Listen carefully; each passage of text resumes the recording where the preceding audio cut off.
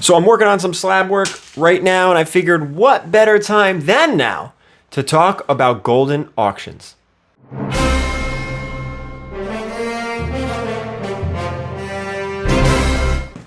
Alright guys, let's get into this video, and I want to open up and let you guys know this video is actually sponsored by Goldin Auctions. Okay, let's dig into it. For you guys who don't know Goldin Auctions, they do auctions on very high dollar expensive comic books and video games and toys and everything in between. But when it comes to comic books, they do really high-end expensive $10, $20, $30, $40, $50,000 books and up stuff way out of my price range. However, they have a brand new weekly auction feature. This you guys are going to want to check out. This is more of an affordable comic book auction house, like the stuff I'm used to.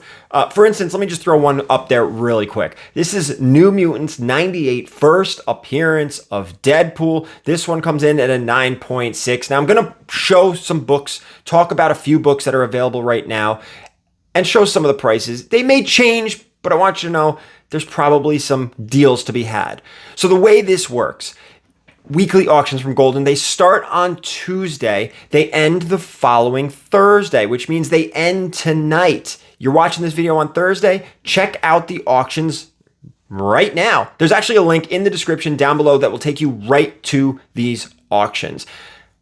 Call me crazy, but I think there are some deals. The reason I say that is because this is the first week of this new feature. People don't even know it exists yet, which means books may be going a little cheaper than they're supposed to at this very moment. Let me talk about another book really quick. They don't just do slabs, they also do raw. How about Marvel Premiere 47 and 48? This is the first and second appearance of Scott Lang, other appearances as well, but again with Ant-Man, Wasp, Quantumania, right around the corner. This is something I would expect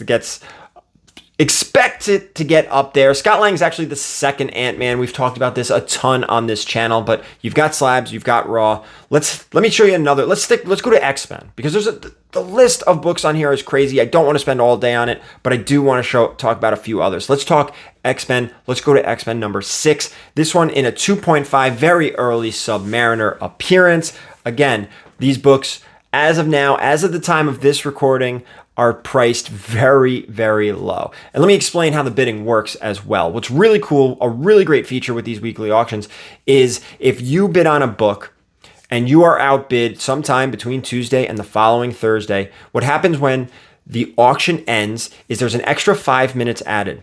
And if you had placed a bid at any point on that book, anyone who has placed a bid on that book gets an opportunity to continue to bid in 5-minute intervals. So what I mean by that is if the book ends at $100 and 5 people have bid, those 5 people go back into a room and are able to bid again, and 5 minutes add. So we can go up to, I don't know, $110. Boom, let's add 5 more minutes. If time runs out, whoever bid that 110 is the winner. However, if you want it, you can continue to bid, and every time a bid gets added on, we go 5 more minutes. This allows for no sniping, which is great. I always hate getting sniped out of a book. This eliminates that completely, as long as you've bid on the book during that week-long auction. So let's go to another book. How about we continue with X-Men, and we talk X-Men number 50. This is the second appearance of Polaris. Don't be confused with 49, which is the first, but this cover gets all the love. I mean, this is just Steranko goodness, and still, again, these prices as of right now are kind of unfair.